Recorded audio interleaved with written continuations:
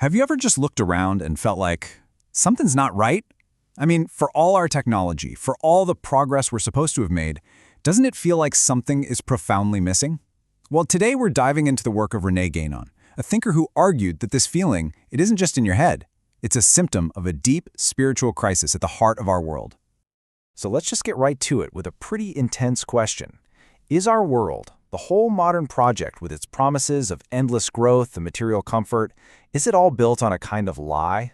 It's a feeling a lot of us have, I think, but it's hard to put into words. Well, a French philosopher named René Guénon believed he had the answer. And his life's work wasn't just some casual critique. No, it was a radical diagnosis of our times, arguing that our entire civilization took a catastrophic wrong turn centuries ago. So, let's start with Guénon's main thesis, what he called the crisis of modernity. For him, our modern world isn't the peak of human history, not by a long shot. He actually saw it as a bizarre and dangerous deviation, a complete departure from the essential truths that used to be the bedrock of every single civilization. I mean, listen to his own words here. He's saying that if you look at all of human history, every known civilization was built on spiritual and metaphysical principles. The modern West, he says, is the great exception. It's an anomaly because it's the only one founded almost completely on materialism. So what's the core of the problem, according to Guenon? What's his diagnosis? It all boils down to this one, simple but absolutely massive inversion. We have systematically traded quality for quantity. And in doing that, he says, we've pretty much emptied our world of all its meaning. Okay, so to really get what we've lost, we first have to understand the kind of worlds Guenon believed we abandoned. This was a world where reality wasn't just about what you could measure. It was understood through its inherent qualities, its essence, and its deep connection to higher principles. Now, for Guenon, the word tradition is a huge deal. But he doesn't just mean, old customs or habits. When he says tradition with a capital T, he's talking about a body of timeless, metaphysical truths that are superhuman. They come from a source beyond us. This, for him, is the spiritual wellspring that all authentic cultures draw their life from.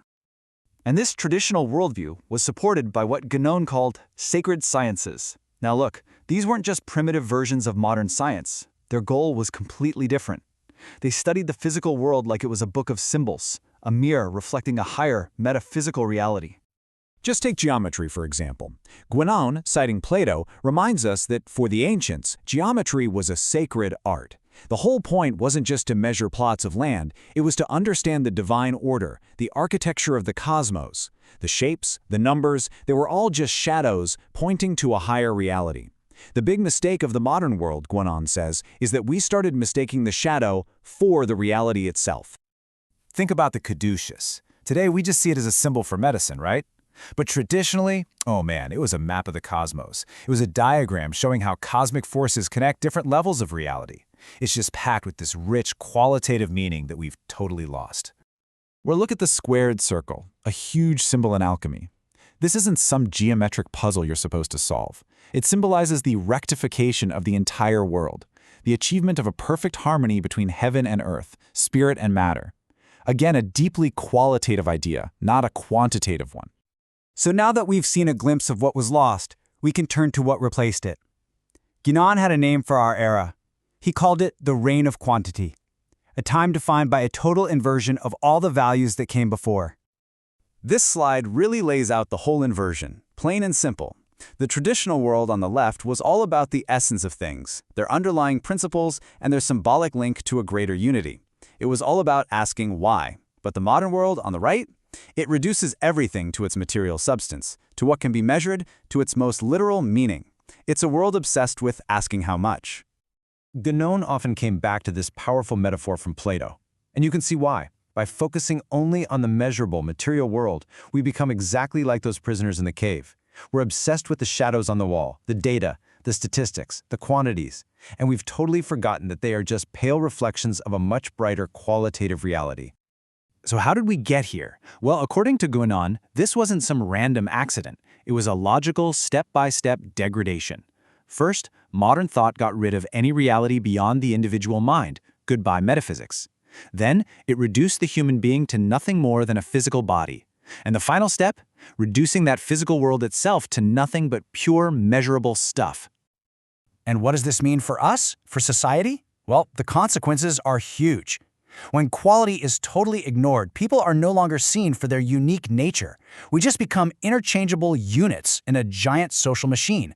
Our work becomes purely mechanical, totally cut off from any sacred purpose, which leads to that feeling of alienation and meaninglessness that so many of us feel today. Now for Guenon, this whole decline wasn't just some random historical trend. He saw it as a predictable, final phase of a vast cosmic cycle. It's what many ancient traditions called the Dark Age, or the Kali Yuga. You ever feel like the world is just speeding up? Like change is happening faster and faster, becoming more and more chaotic? Guenon saw this as a key symptom of our times. He said the downward course of history actually accelerates as it gets closer to the end of the cycle, just like an object rolling faster and faster down a hill.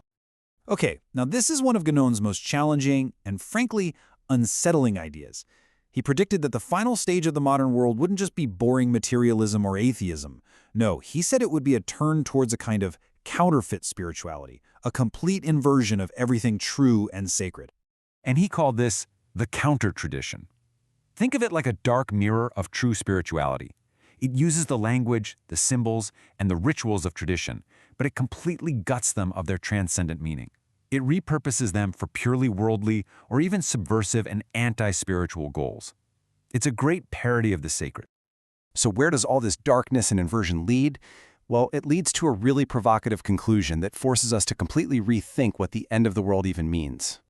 So, what is the end of the world from this perspective? Is it the fire and brimstone apocalypse we see in movies? Guénon gives a very, very different answer.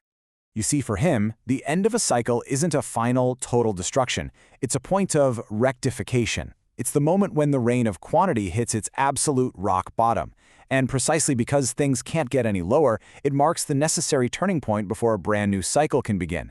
It's the darkest hour that has to come right before the dawn. This quote uses the Hindu term Manvantara, which means a great cycle of humanity. For Guénon, this means the crisis of the modern world isn't a dead end. It's the necessary, maybe even violent end of one world that becomes the seed for the next. Which really leaves us with a final massive question. Is the chaos we're living through just an end, or could it be a new beginning?